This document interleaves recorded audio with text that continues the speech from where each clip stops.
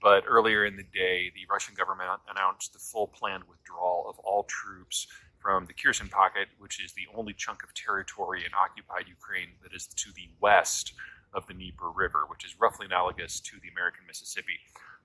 So reports at this point indicate that the Russians are withdrawing at full speed from all positions. At the moment, it does not seem to be a rout, but keep in mind that it's about 2 a.m. local time, so that could change, and it probably will. A few things to keep in mind.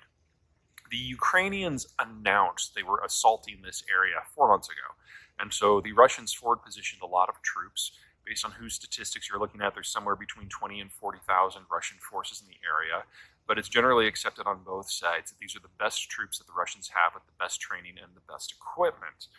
Now, the Russians have not been able to effectively supply this area for about a month because a month ago someone blew up the Kerch Strait Bridge, which is the only heavy rail connection that can handle freight transport from Russia proper to the southern front.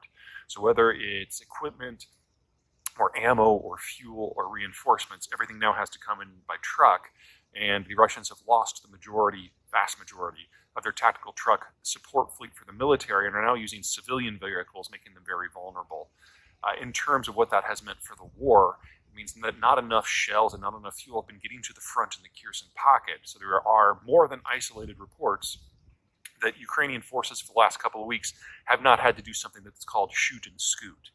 Normally, when you fire an artillery shell, you need to get the hell out of there because somebody tracked your shell's outgoing trajectory and they send a return present to you that will blow up your position unless you've moved. So you shoot and then you scoot.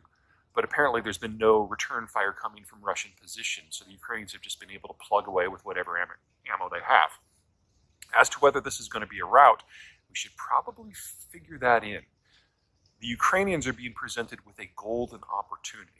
Even if it's only 20,000 Russian troops that are here, they're now all in a state of retreat, and they all have to go to the same places. There are only 2 bridges across the river, and the Ukrainians have excellent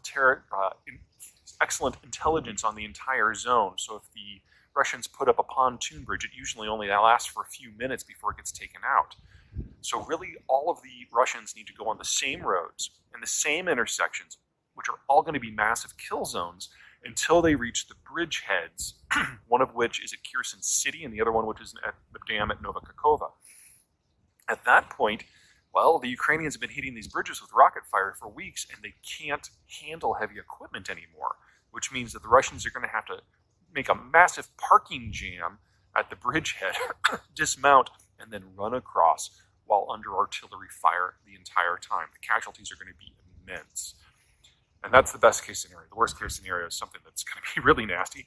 We're looking at really one of the biggest military routes of forces that we have seen since the early months of World War II, in addition to a massive transfer of equipment from the Russian army to the Ukrainian army. Best guess is that not only are the Russians going to be leaving behind their best gear, but they're going to be leaving behind more gear than what the Ukrainians captured from the Russians in the Izium assault back in September, which already transferred more gear to Ukraine than NATO had in the previous 7 months where Ukraine began the war with.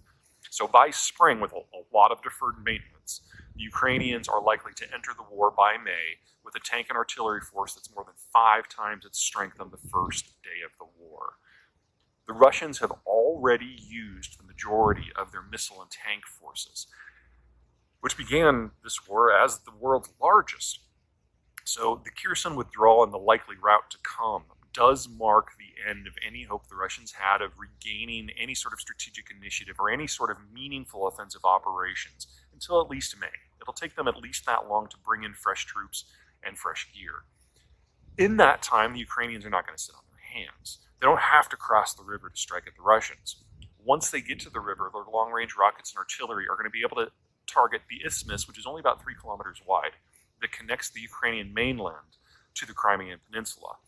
And that matters for more than just mere military logistics. Because the Kerch rail bridge is out, Russia cannot only not bring in ammo and troops and fuel, it can't bring in food. Their only other option are some very light rail and road connections across that isthmus coming from the rest of occupied Ukraine, all of which Ukraine will still be able to strike, or will soon be able to strike. And in capturing Kherson, the Ukrainians are going to be able to cut the water flows to the Crimea Canal, and water from that canal is solely responsible for 3/4 of the food grown in Crimea. So no imported food, little grown food. Russia is either going to have to evacuate the entire peninsula by car